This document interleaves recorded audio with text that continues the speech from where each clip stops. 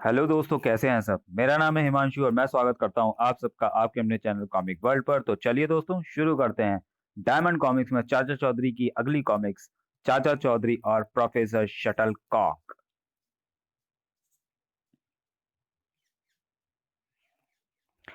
गोबर सिंह, कंगाल बैंक में काफी पैसा है, क्यों ना वहां डाका डाला जाए। एक ही बार में माला माल हो जाएंगे। लेकिन धमाका सिंह, जब तक चाचा चौधरी जिंदा है डर बना रहेगा कि वह हमें पकड़वा कर जेल न भिजवा दे। तो क्यों ना पहले इस कांटे को ही निकाल दिया जाए। हम पहले कई प्रयत्न कर चुके हैं, वह हर बार साफ बचकर निकल जाता है। हमारी बंदूकें विफल साबित हुई। आओ मेरे साथ, मैं तुम्हें प्रोफेसर शटलकॉक के पास ले चलता हूँ। तुम बिना कारतूस और तलवार के चाचा चौधरी और साबू को पार्सल कर दोगा। धमाका सिंह, कहो कैसे आना हुआ। प्रोफेसर शटलकॉक, बिना मुड़े तुम्हें कैसे पता चला कि मैं आया हूँ। इलेक्ट्रॉनिक स्क्रीन पर मुझे सब कुछ दिखाई दे जाता है। प्रोफेसर, तुम मेरे कान देखकर तुम्हें मेरे कान देखकर हैरानी हो रही है। ये मेरे जन्म से ऐसे हैं। मेरे पिता के कान भी ऐसे ही थे। वह अंतरिक्ष वैज्ञानिक थे। अपनी समस्या कहो। दरअसल हम चाचा चौधरी और साबू से परेशान हैं। यह बटन दबाते ही उनसे छुटकारा पाया जा सकता है। एक अंतरिक्ष रॉकेट बाहर खड़ा हुआ है। चाचा चौधरी और साबू को रॉकेट दिखाने के बहाने उसमें सवार कर दिया जाए। फिर इधर कंट्रोल रूम से बटन दबाते ही रॉकेट छूट जाएगा और वे दोनों सवार उम्र भर अथाह अंतरिक्ष में भटकते रहेंगे। बड़ी अच्छी योजना है, मैं उनको लाता हूँ। चौधरी, प्रोफेसर शटलकॉक ने एक अंतरिक्ष यान बनाया, देखने चलोगे। गोबर सिंह, बस आज कबूतर की भाषा बाज आज कबूतर की भाषा कैसे बोल रहा है। इसके पीछे जरूर कोई चाल है। मैंने डकैती और मारदार छोड़ दी है। अगर कोई भला इंसान बनना चाहे तो भी उसे शक की निगाह से देखा जाता है। हमें तुम पर यकीन है साबू, चलो आज अंतरिक्ष का रॉकेट देख लिया जाए। वह यान विज्ञान का एक करिश्मा है। धमाका सिंह, वे लोग आ रहे हैं। मैं उन दो मूर्खों को यान दिखाने ले जाऊंगा। जब सब अंदर होंगे 11:15 पर मैं और तुम्हारा साथी गोबर सिंह किसी बहाने यान से बाहर निकल आएंगे। तभी तुम ये बटन दबा देना। इसके दबाते ही रॉकेट दुश्मन को लिए छूट जाएगा। समझ गया। आ जाओ दोस्तों। रॉकेट के अंदर आधुनिक इलेक्ट्रॉनिक मशीनें लगी हैं। चौधरी, तुम्हारे साथी को जरा झुककर अंदर आना पड़ेगा। उधर जेब घड़ी देखूं। 11:15, बटन दबाना चाहिए। सर, हम कामयाब हो गए। चाचा चौधरी से छुटकारा मिल गया। तुम, प्रोफेसर शटलकॉक का गोबर सिंह कहाँ है। वहां। तुम्हारी घड़ी 2 सेकंड आगे थी। मेरे और साबू के अंदर जाने से पहले ही रॉकेट छूट गया। बिन्नी के जेवर। बिन्नी, श्री कुलकर्णी की शादी का कार्ड दराज में पड़ा मिला है। उसके बारे में तुम्हें भूल ही गई थी। रिसेप्शन कब है। आज। अभी। वक्त है, तैयार हो जाओ। ओह, मेरे जेवरात बैंक के सेफ डिपॉजिट वॉल्ट में रखे हैं। बिना उनको पहने मैं शादी में कैसे जा सकती हूँ। मैं उन्हें लेकर आती हूँ। बैंक बंद होने में अभी देर है। बैंक। शुक्र है मैं पहुंचने में कामयाब हुई। ऑफिसर, मुझे सेल्फ वॉल्ट खोलना है। अभी लीजिए। आज मैं इन्हें एक अरसे के बाद पहनूंगी। लगता है तुम सेफ वॉल्ट की सदस्य हो। हाँ, कीमती चीजें घर में रखना उचित नहीं, चोरी का डर बना रहता है। तुम्हें मेरे जेवर कैसे लगे। बहुमूल्य और सुंदर। बहन चापरी, क्या तुमने पता लगाया कि इस महिला के पास कितना माल है। जीवा, उसके पास शुद्ध सोने के जेवर हैं। तुम अपना मेहनताना 200 रुपए लो। नहीं, मैं नहीं चाहती कि तुम उसे लूटने जाओ, मुसीबत में फंस जाओ। वह चाचा चौधरी की पत्नी है। ततैये के छत्ते में मुक्का ना मारो। मैं तुम्हें तुम्हारी मैं तुम्हें दूसरी धनवान महिला के बारे में सूचना दे दूंगी। गोली से हर कोई डरता है। मैं उसके पीछे जाता हूँ। वह बेखबर जा रही है, मैं उसे गिराता हूँ। ठाक। ओह, ये सारे जेवर मेरे हैं। अब वह मेरा कुछ नहीं बिगाड़ सकती। उसे अभी दिन के तारे दिखाती हूँ। छटाक। आओ। मूर्ख को पता नहीं कि औरतें आभूषणों के लिए अपनी जान की बाजी भी लगा देती हैं। ऐसी घटना मेरे साथ आज तक नहीं घटी। आओ। साबू, तुम तैयार हो गए। अब तुम्हारी चाची का इंतजार है। बिनी, तुमने लौटने में देर कर दी। एक उचक्के से मुठभेड़ हो गई थी। हमें घर में ताला लगाकर शादी में जाना चाहिए। मुझे डर है कि वह डाकू जिसने मेरे जेवर लूटने की कोशिश की थी हमारी अनुपस्थिति में यहाँ ना आ जाए। सारे जेवर तुमने पहने हुए हैं। पीछे से अगर वो डाकू यहाँ आएगा तो क्या ले जाएगा। क्यों, ये टीवी, वीडियो, अलमारी में रखे कपड़े और नकदी जो है। हमारे घर का दरवाजा हमेशा खुला रहता है।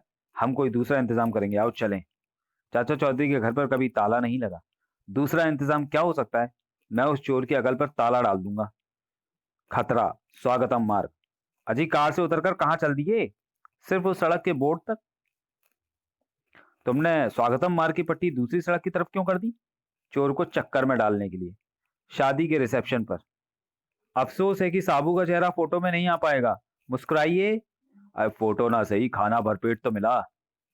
जीवा, मैंने तुम्हें कहा था कि उस महिला से ना टकराओ। बहन चापरी, उसे लूटे बिना मुझे चैन नहीं आएगा।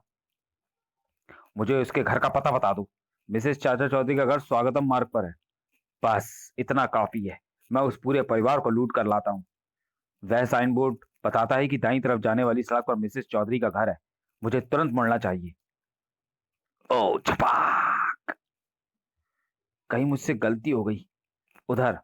हम कामना करते हैं कि तुम्हारा जीवन सुख में बीते। अब हम चलते हैं।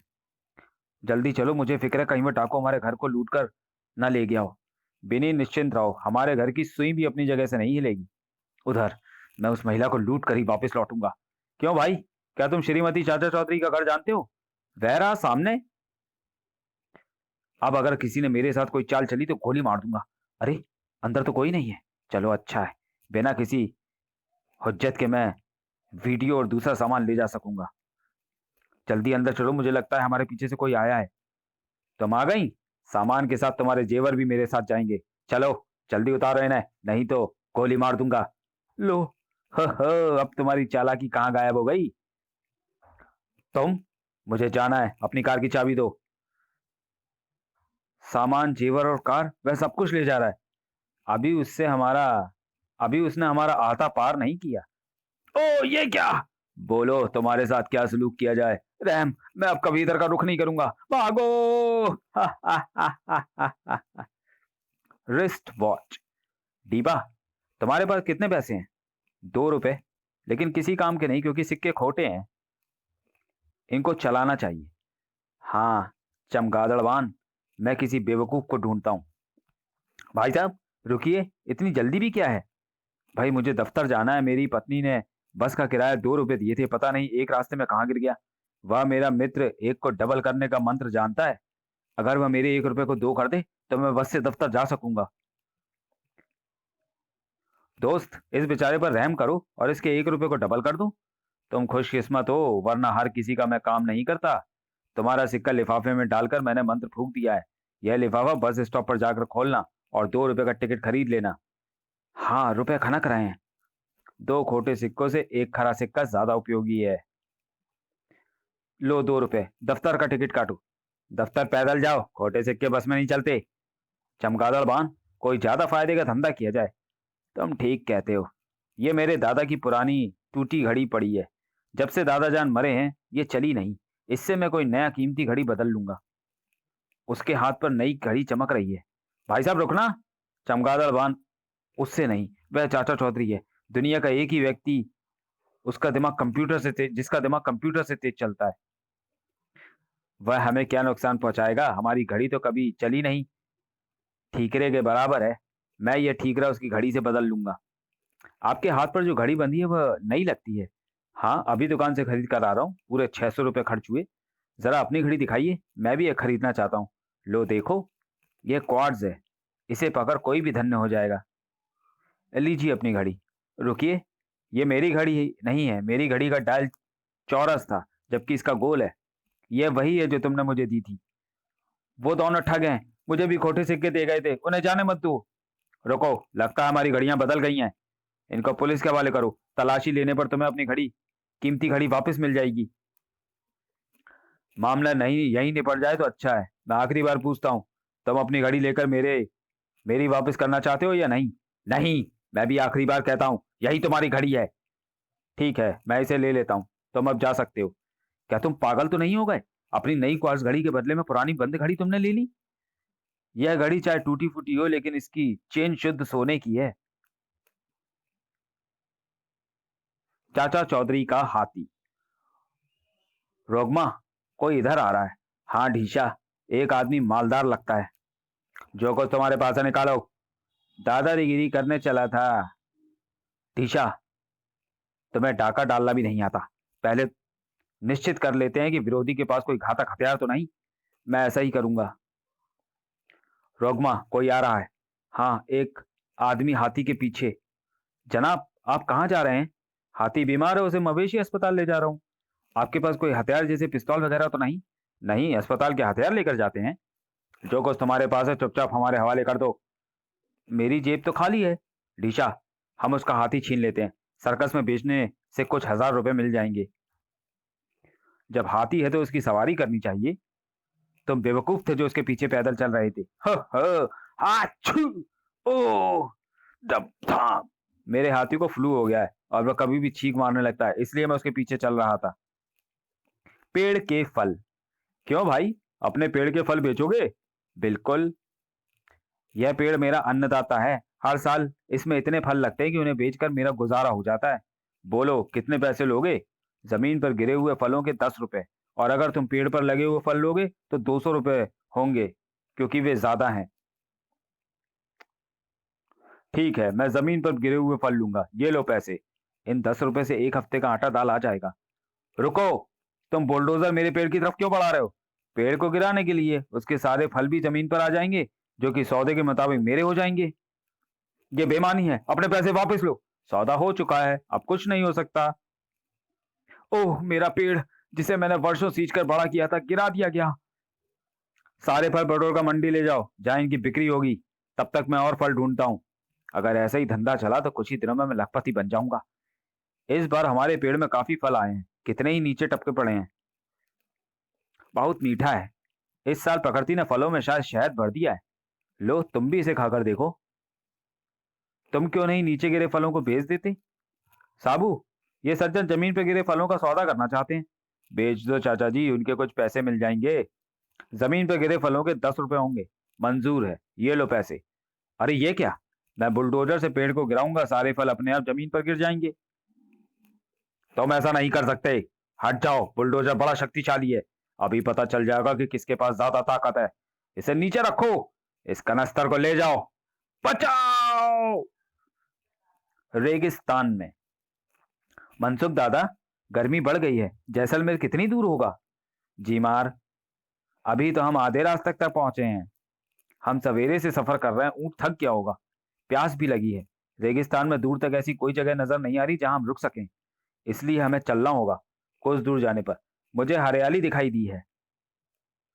वाह, कुदरत भी कितनी विचित्र है। विशाल रेगिस्तान के बीचों बीच पेड़। हम छाव में बैठकर विश्राम करेंगे। पानी भी है, निर्मल और मीठा। जामीर, चलते वक्त तुम्हारी पत्नी ने खाना बांध दिया था, आओ बैठकर उसे खाएं। यहाँ बैठकर स्वर्ग जैसा अनुभव होता है। ताक छटाक। कुछ देर बाद, ओह मेरा सिर। मनसुख दादा, हमारा ऊँट और सामान गायब है। बिना ऊँट के आगे जाना मुनासिब नहीं, वापस घर चलो। रात होने से पहले शहर के बाहर की धर्मशाला तक पहुंच गए। चाचा चौधरी, खूब मुलाकात हुई। कहो इधर कैसे आना हुआ? मनसुख दादा, जैसलमेर जा रहा था, रास्ते में रात हो गई, इसलिए यहाँ रुक गया। मेरा नसीहत पल्ले बांधो, रास्ते में अगर कहीं पेड़ आए तो वहां ना रुकना, वरना अपने ट्रक से हाथ धो बैठोगे। हम सब कुछ लुटा कर आ रहे हैं। सलाह के लिए धन्यवाद। अच्छा चलता हूँ, लौटते लौटते वक्त मिलने बगैर न जाना। रात हुई, सब सो गए। दूसरे दिन, साबू, क्या हम चलें? लंबा सफर तय करना है। चलो चाचा जी। रेत उड़नी शुरू हो गई, आगे रेगिस्तान है। ओह, सूरज आग बरसा रहा है। प्यास से मुंह सूखने लगा। साबू, लो पानी पी लो। ओह, सुराही हाथ से फिसल गई। पानी फैल गया। बिना इसके रेगिस्तान में जिंदा रहना मुमकिन नहीं। आगे चलते हैं, शायद कहीं पानी मिल जाए। चाचा जी, ट्रक रोको, मुझे पानी नजर आया है। अब मैं अपने आप को रोक नहीं सकता। ठंडा पानी। आओ पेड़ की छांव में थोड़ा आराम कर लें, फिर आगे बढ़ेंगे। काक काक। पेड़ पर कोई छुपे हुए हैं। मैं तने को हिलाता हूं, जो होंगे नीचे टपक पड़ेंगे। ओ ये क्या? तुमने लाठी मारी थी? माफ कर दो, रहम। तुम कौन हो? मेरा नाम झिम्बुन और उसका नाम बेजान है। हमने रेगिस्तान में घना पेड़ देखा तो ख्याल आया कि यह हमें अमीर बनाने में काम आ सकता है। जो राहगीर यहाँ रुकते थे, हम उन्हें लाठी मारकर बेहोश कर देते थे और उनका सामान लूट लेते थे। तो मैं सब वापस करना होगा। कुछ दिन बाद, मनसुख दादा, संभालो अपना ऊँट। चौधरी, छाछ पीते जाओ। नहीं, मुझे जरा जल्दी है। Gas chamber. हमेशा दूसरों के बारे में सोचते रहते हो, कुछ घर की भी सुध है? अपना कुत्ता रॉकेट कल से घर नहीं लौटा, बड़ा आवारा हो गया है। Drawn drawn. हेलो चाचा चौधरी, तुम्हारा कुत्ता भटक कर इधर आ गया है। वह वहां सुरक्षित है। जहां स्वप्न नगर खत्म होता है वहां बड़ी इमारत दिखाई देगी। साबू को लेकर आ जाओ। चलो साबू, रॉकेट को लाना है। सामने वो बड़ी इमारत वही लगती है जिसके बारे में टेलीफोन करने वाले ने बताया था। रॉकेट, लगता है ये भूखा प्यासा है। खटाक। चाचा जी, बाहर निकलने का दरवाजा बंद हो गया। हो चौधरी, आखिर मैंने तुम्हें घेर लिया, तुम मेरे बंदी हो। यह इमारत चारों तरफ से एयर टाइट है। मैं जहरीली गैस छोड़ूंगा जिनसे तुम, साबू और कुत्ता तीनों दम घुटने से मर जाओगे। डाकू गोबर सिंह, केकड़े, मैं तुम्हें मसल दूंगा। लंबू बड़ा टर्टर करने लगा। मैं बटन दबाता हूँ, मारो। ओह। अ- साबू, निकलने का एक ही रास्ता है, छत पर लगा शीशा। अच्छा चाचा जी। ठाक। मैं तुम्हें गोलियों से भून दूंगा। पिस्तौल गिराओ। और ये क्या करते हो? दरवाजा खोलो। रुक्मणी, वहां देखो। रॉकेट, घर चलो। मेरा ये प्रयत्न भी विफल रहा। साबू और डाकबो साहब। साबू अचानक उठकर कहाँ चल दिए? चाचा जी, याद आया, डाकबो साहब ने मुझे स्विमिंग पूल पर बुलाया था। उसने कहा था कि चूंकि मैं एक अच्छा गोताखोर हूँ इसलिए वो मेरे प्रदर्शन देखना चाहता है। लेकिन स्विमिंग पूल तुम्हारे लिए ऐसा रहेगा जैसे टब में मगरमच्छ। फिर भी मैं डुबकी लगाने का मोह नहीं छोड़ सकता, जाता हूँ। डाकबो साहब, आपने स्विमिंग पूल बड़ा शानदार बनवाया है। तीखान, जरा पानी में पैर डालकर देखो, क्या शीशे की तरह साफ पानी है। आई, मेरा पैर जल गया। हो, स्विमिंग पूल का पानी उबलता हुआ गर्म है। ऐसे मजाक से मेरा मनोरंजन होता है। अभी साबू आएगा, जब वह ऊपर से इस खौलते हुए पानी में डुबकी मारेगा तो कितना लुत्फ आएगा। डाकबो साहब, तुम आ गए। चढ़ जाओ सीढ़ियां और दिखाओ हमें अपनी गोताखोरी का करतब। काक, ओ, तख्ता टूट गया। बचाओ। तो चलिए दोस्तों, वीडियो को यहीं समाप्त करते हैं और मिलते हैं डायमंड कॉमिक्स में चाचा चौधरी सीरीज की अगली कॉमिक्स में अगले वीडियो में। तब तक के लिए धन्यवाद।